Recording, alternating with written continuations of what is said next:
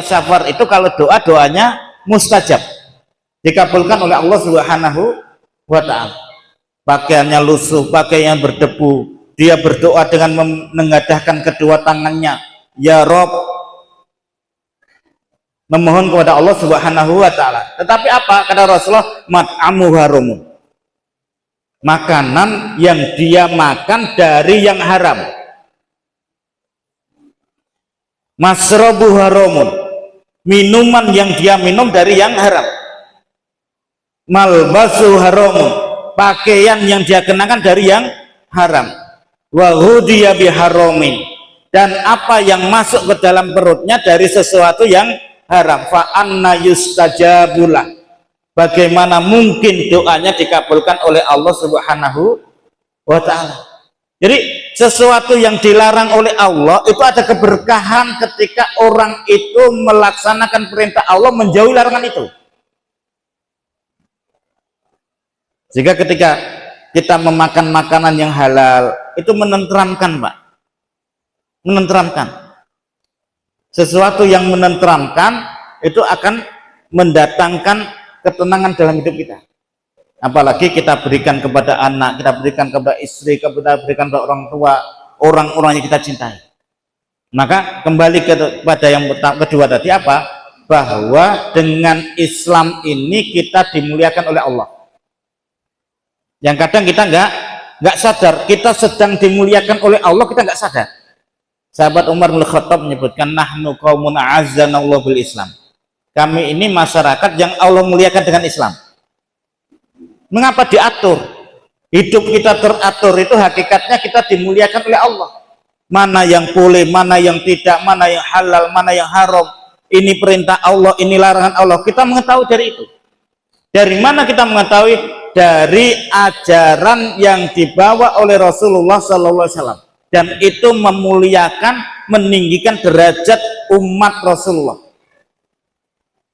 Maka Islam sebagai nikmat, kemudian dengan Islam kita dimuliakan oleh Allah. Apa kewajiban kita?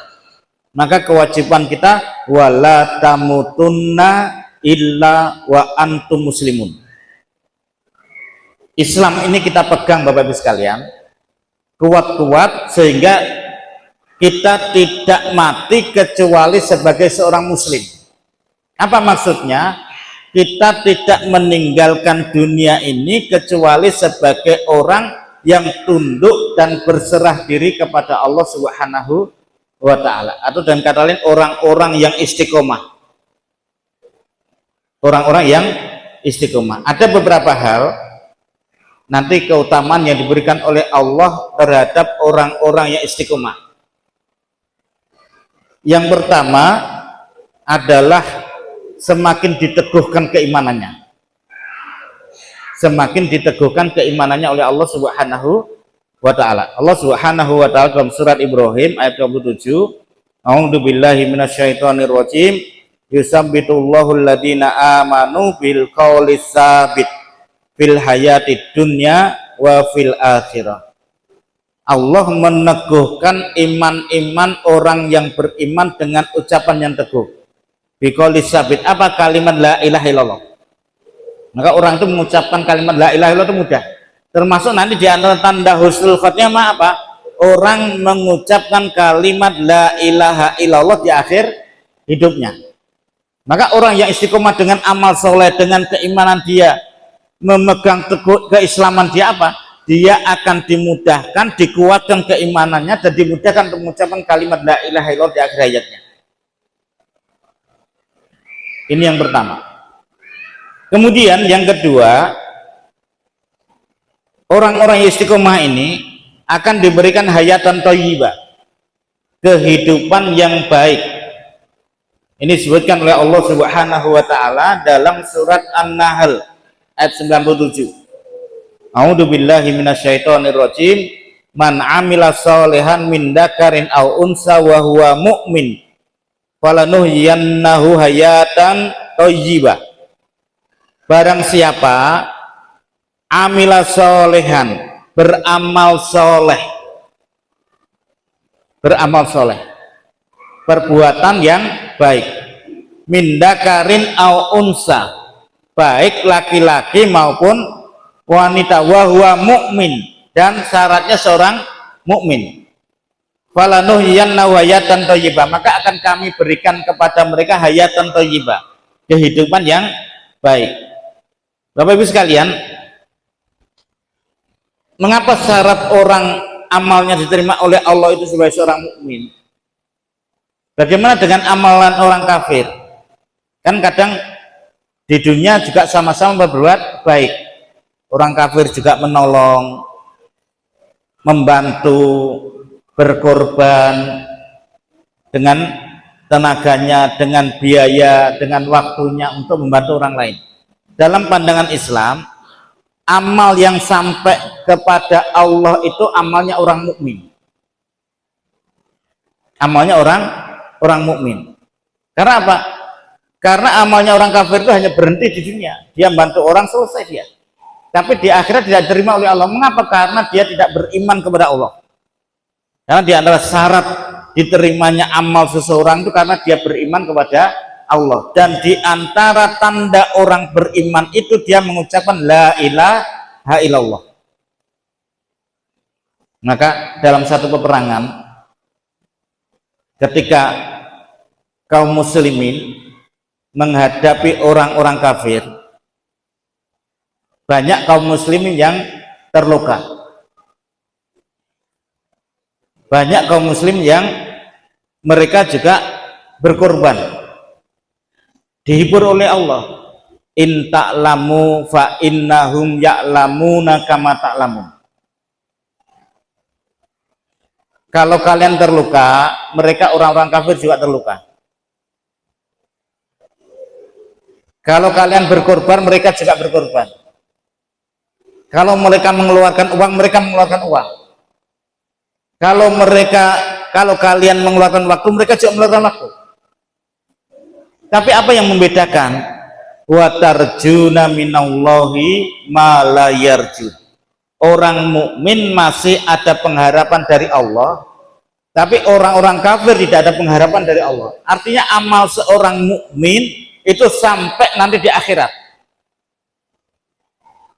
Makanya dalam ayat ini, man amila solehan min dakarin au unsa, barang siapa yang beramal soleh, baik laki-laki maupun wanita, wa huwa mukmin, dan dia seorang mukmin, falanuhyiyannahu hayatan thayyibah, maka kami berikan hayatan thayyibah, kehidupan yang baik. Apa yang dimaksud kehidupan yang baik di dunia dan di akhirat ini? Ternyata ada penjelasan dari para ulama. Di antaranya apa? Hayatan thayyibah itu orang-orang istiqomah tadi. Yang pertama, orang-orang yang istiqomah diberikan hayatan thayyibah itu adalah diberikan istri yang solehah. Istri yang solehah. Karena istri yang solehah ini nikmat dari Allah Subhanahu wa Ta'ala, sehingga keluarga itu menjadi keluarga yang sakinah mawaddah warahmah. Karena apa? Karena istrinya solehah, suaminya soleh. Maka orang-orang istiqomah ini diberikan hayatan thayyibah. Apa hayatan thayyibah, kehidupan yang baik di dunia itu? Satu, diberikan istri yang solehah. Yang kedua, diberikan anak yang soleh dan solehah. Maka sebenarnya anak kita soleh, anak kita solehah itu juga diantara apa yang kita lakukan terhadap kehidupan kita sehari-hari, amal-amal kita, keimanan kita, keistiqomahan kita. Maka diberikan oleh Allah anak yang soleh dan anak yang solehah. Kemudian juga diberikan rizki yang halal. Rizki yang halal. Tadi saya sampaikan di awal, hari ini orang kadang nggak perhatian atau nggak peduli antara halal dan haram. Bahkan sering kita dengar mencari yang haram ada sulit, apalagi yang halal. Itu orang yang tidak paham tentang Islam. Dalam Islam, dalam mencari rezeki itu disuruh dengan cara yang halal. Dalam hal makanan dan minuman disuruh makan makanan yang halal, yang baik. Maka di sini apa? Diberikan rizki yang halal. Artinya kita dicukupkan oleh Allah dengan rizki yang halal. Karena kalau kita, Bapak Ibu sekalian, terkait dengan rizki, kalau kita anggap rizki ini adalah sarana hidup, harta, gitu ya. Orang itu antara keinginan dan kebutuhan itu nggak pernah ketemu. Kalau orang menuruti keinginan, nggak akan pernah selesai. Tapi kalau orang itu hanya memenuhi kebutuhan, maka dia akan merasa cukup. Maka sebenarnya apa sih syukur itu? Syukur itu kita sebenarnya bahagia dengan apa yang kita miliki. Kita mungkin baru punya sepeda motor. Kalau kita orang yang bersyukur kepada Allah, kita senang dan bahagia dengan sepeda motor itu. Kita mungkin tidak punya tabungan yang banyak, hanya cukup untuk keseharian. Tapi apa yang ada itu menjadikan kita bahagia, itulah rasa syukur kita. Termasuk yang kadang-kadang kita tidak pernah memperhatikan, kita sehat ini Pak. Ibu-ibu bisa ke rumah jalan sehat, kondisi sehat, dari rumah bisa jalan dengan normal ke masjid, itu nikmat. Bapak-bapak juga gitu. Kita sehat itu nikmat betul. Kita sehat, kita bisa ibadah, kita enak makan, itu nikmat dari Allah. Yang kadang orang melihat nikmat itu apa? Oh, orang lain mendapatkan kekayaan yang besar, harta yang banyak. Ukurannya orang lain. Sehingga kalau ukuran orang lain itu, kita selalu merasa kurang. Padahal kalau kita berbahagia dengan apa yang Allah berikan kepada kita, itu bagian dari syukur kita kepada Allah Subhanahu wa ta'ala.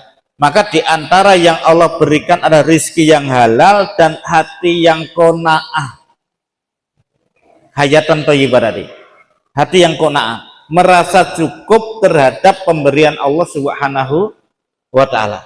Nanti kalau orang itu bicara terkait dengan dunia Pak, itu nggak akan pernah merasa cukup. Apa yang menjadikan orang cukup itu karena keimanan dia kepada Allah. Apa yang membatasi keinginan manusia itu karena keimanan dia kepada Allah. Karena dalam dua hal, ya, orang itu akan selalu rakus. Apa yang pernah al-hirsu alal umur, yang kedua al-hirsu alal mal. Persoalan umur, orang itu kalau ditanya mesti inginnya panjang, hidupnya panjang. Bahkan kita pernah mendengar syair ya, aku ingin hidup 1000 tahun lagi. Itu keinginan manusia. Kalau ditanya ingin kapan, sampai seterusnya. Itu inginan manusia, angan-angan manusia. Yang kedua, persoalan dengan harta. Kalau terkait dengan harta ini, orang nggak pernah merasa puas. Apa yang menjadikan orang puas itu? Keimanan dia yang menghadirkan rasa syukur kepada Allah. Jadi kalau kita lihat hari ini pamannya banyak ya. Sekarang bukan hitungan 1, 2 tadi. Orang korupsi ini bukan miliaran lagi, sudah triliunan. Kalau kita pikir uang triliunan ya, itu ya Allah, kita mungkin uang jutaan aja jarang lihat. Apalagi sekarang korupsi sudah triliunan, puluhan triliun, ratusan triliun, bahkan 1000 triliun. Kita bisa bayangkan kalau orang terkait dengan harta itu nggak pernah puas Pak. Apa yang menjadikan orang itu bisa merasa cukup? Karena keimanan dia kepada Allah. Mengapa? Karena keimanan, dari keimanan itu melahirkan rasa syukur, merasa cukup atas pemberian Allah, sehingga manusia dibatasi, ini yang boleh, ini yang tidak boleh. Makanya orang yang istiqomah tadi nanti akan diberikan hayatan thayyibah, kehidupan yang baik di dunia, yaitu istri yang soleha, anak yang soleh, anak yang soleha, rizki yang halal, hati yang qanaah, yang itu diberikan kepada orang-orang yang mereka istiqomah dengan keimanan kepada Allah Subhanahu wa ta'ala. Kemudian apa buah istiqomah yang lain? Orang-orang yang istiqomah ketika akan meninggal itu akan diberikan kabar gembira oleh Allah Subhanahu wa ta'ala. Ini disebutkan oleh Allah dalam surat Fussilat ayat yang ke-30, di mana Allah Subhanahu wa ta'ala berfirman, a'udzubillahi minasyaitonirrajim, innal ladina qalu rabbunallahu tsumma istaqamu tatanazzalu alaihimul malaikatu alla takhafu wa la tahzanu wa absiru bil jannati allati kuntum tu'adun. Sesungguhnya orang-orang yang mereka mengatakan Rabbunallah, Tuhan kami adalah Allah, sumastaqamu, kemudian mereka istiqomah, tatanazzalu alaihimul malaika, maka akan turun kepada mereka malaikat, alla takhafu, seraya menghibur mereka, jangan kalian takut, wala tahzanu, dan jangan kalian bersedih. Jadi menjelang sakaratul maut itu dihibur oleh malaikat. Dua hiburannya apa? Jangan takut dan jangan bersedih. Bapak Ibu sekalian, kematian ini misteri. Ada tiga hal terkait dengan kematian ini. Yang pertama, orang tidak tahu kapan kematian itu datang. Yang kedua, orang tidak tahu kapan kematian itu datang. Yang kedua apa? Orang tidak tahu di mana kematian itu akan menjemputnya. Kemudian yang ketiga, orang tidak tahu dalam kondisi bagaimana ketika kematian itu datang. Maka seorang mukmin dia menginginkan akhir hidup itu dalam kondisi husnul khotimah. Nah, karena kematian itu bagian dari misteri Allah, ya, maka seharusnya orang itu paham bahwa hidup tidak hanya di dunia. Hidup tidak hanya di dunia. Bahkan Allah Subhanahu wa taala membantah orang-orang yang mereka tidak percaya dengan hari akhir. Kan ada nggih, seakan hidup itu hanya di dunia. Di mana dalam surat Al-Hajj ayat yang kelima Allah Subhanahu wa ta'ala sebutkan, a'udzubillahi minasyaitonirrajim, ya ayyuhan nas in kuntum fi raibin minal ba'si, wahai manusia, kalau kalian masih ragu terhadap hari kebangkitan, ragu atau tidak percaya bahwa setelah hidup mati kemudian dihidupkan kembali, maka ketika Ibnu Katsir menjelaskan kaifa takfuruna billahi wa kuntum amwatan fa ahyakum, surat Al-Baqarah ayat 28, summa yumitukum summa yuhyikum summa ilahi turja'un, bagaimana kalian ingkar kepada Allah, kaifa takfuruna billah wa kuntum amwatan fa ahyakum, padahal dulu kalian mati kemudian kami hidupkan, summa yumitukum kemudian kami matikan kembali, summa yuhyikum kemudian kami hidupkan kembali, summa ilahi turja'un, kemudian kepada Allah kalian dikembalikan. Belum menjelaskan manusia itu hidup dua kali, mati dua kali. Mati pertama itu ketika kita dalam kondisi sebagai asal usul manusia. Apa asal usul manusia? Dari tanah, dari benda yang mati, kemudian dihidupkan oleh Allah, di mana Allah Subhanahu wa ta'ala meniupkan ruh dalam rahim seorang ibu. Wallahu akhrajakum min butuni ummatikum la ta'lamuna syai'an. Kemudian dari waktu yang telah ditentukan, apa? Dia lahir ke dunia, dari alam lahir ke alam dunia. Jadi dari benda yang mati dihidupkan oleh Allah, kemudian nanti dimatikan kembali. Kapan? Ketika kiamat sughra. Kemudian setelah kematian itu dihidupkan kembali ketika apa? Manusia dibangkitkan dari kuburnya, kemudian menuju padang mahsyar, wa ilaihi turja'un, dan kepada Allah kalian dikembalikan. Maka di surat Al-Hajj ini ayat yang kelima ini Allah sebutkan, wahai manusia, kalau kalian masih ragu tentang hari kebangkitan, fa inna khalaqnakum min turab, Allah mengingatkan kalian awalnya diciptakan dari tanah, summa min nutfah, kemudian dari setetes air mani, summa min alaqah, kemudian dari segumpal darah, summa min mudghah, kemudian segumpal daging, mukhallaqatin wa ghair mukhallaqah, ada yang terbentuk ada yang tidak, ya. Linubayyina lakum, untuk menjelaskan kepada kalian, wa nuqiru fil arham ma nasya'u ila ajalin musamma, kemudian kami tempatkan di rahim dalam waktu yang ditentukan. Dalam rahim seorang ibu rata-rata berapa? 9 bulan 10 hari. Summa nukhrijukum tiflan, kemudian lahir bayi. Jadi prosesnya itu jelas. Allah memberikan penjelasan yang detail kepada orang-orang yang masih ragu tentang kebangkitan. Summa litablugu asyuddakum, ada yang sampai dewasa. Wa minkum man yatawaffa wa minkum man yuraddu ila ardalil umur, ada yang dimatikan lebih dulu, tapi ada yang sampai tua pikun.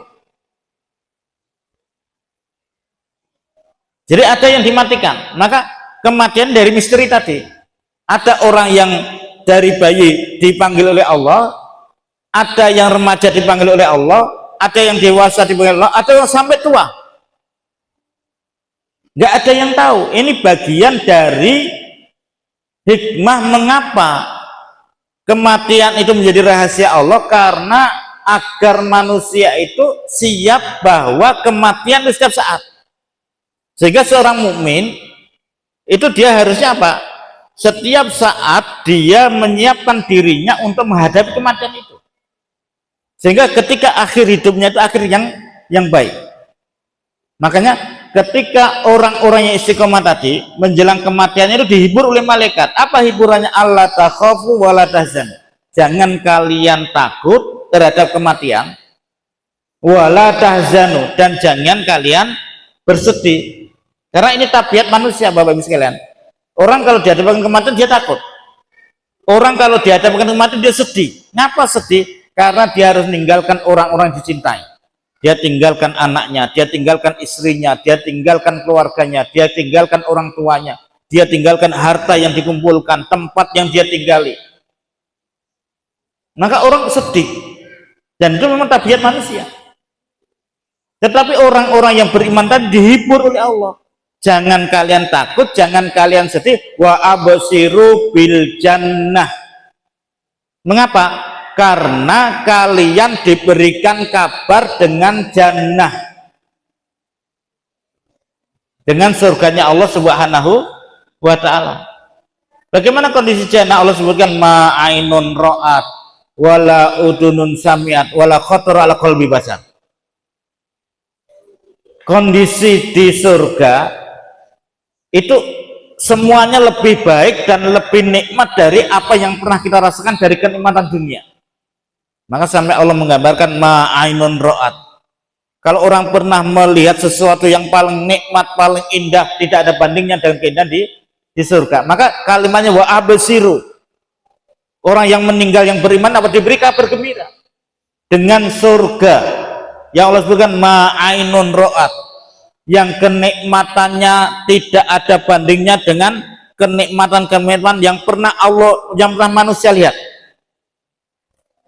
Wala udunun sami'at, orang pernah mendengar dengan kalimat-kalimat yang indah, tidak ada bandingnya dengan kenikmatan di surga. Bahkan wala khatara ala qalbi basar, bahkan mungkin orang itu berkhayal sesuatu yang paling nikmat dan paling indah, itu tidak ada bandingnya. Dan itu diberikan kepada siapa? Kepada orang-orang yang istiqomah tadi. Maka kalimatnya apa? Wa absiru bil jannatil lati kuntum tu'adun. Jangan kalian sedih, jangan kalian takut, karena apa? Kalian diberikan kabar gembira dengan surga yang Allah janjikan. Ini diantara beberapa yang Allah berikan kepada orang-orang istiqomah. Jadi nikmat luar biasa, Pak. Makanya mengapa kita itu harus berpegang dengan Islam kita sampai ketika kita menghadap kepada Allah? Karena dengan itulah nanti kita akan mendapatkan nikmat yang luar biasa, dan kita dicatat termasuk orang-orang yang istiqomah. Maka satu ketika ada seorang sahabat bertanya kepada Rasulullah, ya Rasulullah, kulli fil Islam qaulan la as'alu anhu ahadan ghairaka. Ya Rasulullah, ajarkan kami tentang Islam yang tidak saya tanyakan kepada seorang pun selain Engkau. Apa cara Rasul? Qul amantu billah summastaqim. Kalian beriman kepada Allah kemudian istiqomah. Dan memang tidak mudah Pak untuk istiqomah itu.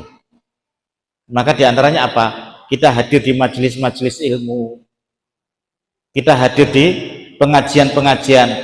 Bagian apa? Menyuburkan keimanan kita agar kita istiqomah.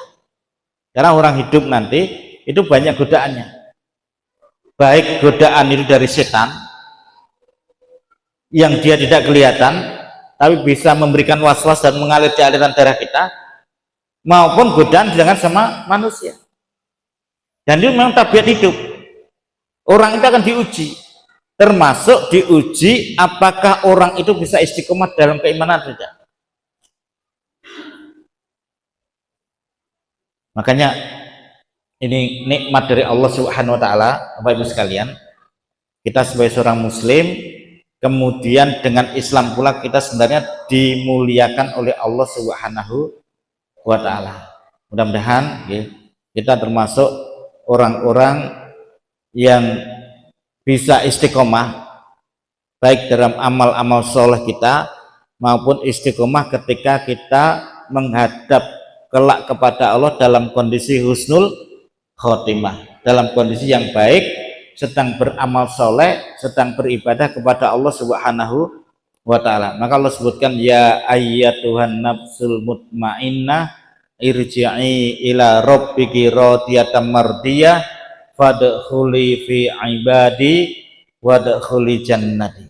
Maka orang-orang yang istiqomah sampai akhir hayatnya dan dia meninggal dalam kondisi husnul khotimah, itu Allah ridho. Allah ridho dan ia pun ridho.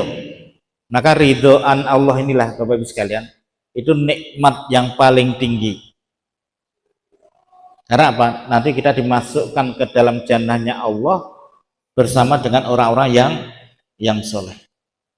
Karena itu monggo diantara bagaimana kiat kita istiqomah adalah hadir di majelis ilmu, kemudian rutin dalam kita beribadah kepada Allah Subhanahu wa taala, dan juga berkumpul dengan orang-orang soleh. Ini nanti ada beberapa kiat agar kita istiqomah. Karena dengan itu apa? Akan menyuburkan keimanan kita kepada Allah Subhanahu wa taala. Maka seiman yang subur itulah insya Allah akan mudah kita untuk beribadah. Mengapa kadang kita malas beribadah? Karena banyak hati kita itu dipenuhi dengan sesuatu yang tidak baik, sehingga terasa berat. Tapi kalau hati kita itu dipenuhi dengan kebaikan-kebaikan, selalu mendapatkan nasihat bersama dengan orang-orang yang soleh, hadir di majelis-majelis ilmu, maka itu akan menjadikan kita ringan untuk beribadah. Kita datang ke masjid itu bukan dekat dan jauhnya rumah kita dengan masjid, tapi kekuatan niat kita. Niat itu akan menguatkan keimanan kita. Maka dulu ada seorang sahabat berhijrah, Bapak. Hijrah itu pindah. Ketika peristiwa hijrah itu, Allah Subhanahu wa taala memerintahkan untuk berpindah dari Mekah ke Madinah. Jarak Mekah dan Madinah itu kurang lebih 500 kilo. Tapi ada seseorang yang hijrahnya itu bukan karena perintah Allah dan Rasulnya, ingin menikahi seorang wanita. Maka ketika ini disampaikan kepada Rasulullah, apa cara Rasulullah? Innamal a'malu binniyat. Amal itu tergantung dari niatnya. Wa innamal likulli imri'in ma nawa. Maka segala sesuatu tergantung apa yang dia niatkan. Faman kanat hijratuhu ilallahi wa rasulih, maka barang siapa yang hijrahnya untuk Allah dan Rasulnya, wa hijratuhu ilallahi wa rasulih, maka dia akan mendapatkan Allah dan Rasulnya. Faman kanat hijratuhu lidunya yusibuha aw imra'atin yankihuha wa hijratuhu ila ma hajara ilaihi. Maka barang siapa yang hijrahnya untuk dunia atau wanita yang akan dia nikahi, dia akan mendapatkan itu. Artinya apa? Niat kita yang kuat didasari atas keimanan kita kepada Allah, itu akan memudahkan kita untuk ibadah. Meskipun tempat tinggalnya mungkin tidak gandeng dengan masjid, tapi kalau niat kita itu tidak ada, niat kita tidak ada, keimanan kita tipis, meskipun gandeng dengan masjid itu berat. Untuk apa? Untuk datang ke masjid. Makanya monggo di antara bagian untuk menjaga keimanan kita itu adalah hadir di majelis-majelis ilmu, bergaul dengan orang-orang soleh, istiqomah dalam ibadah kepada Allah. Dengan itulah mudah-mudahan kita nanti sampai ketika menghadap Allah dalam kondisi wala tamutunna illa wa antum muslimun. Kita tidak meninggal kecuali dalam keadaan tunduk dan pasrah kepada Allah sebagai seorang muslim. Mungkin itu yang kami sampaikan. Akhiri alhamdulillahirabbil alamin.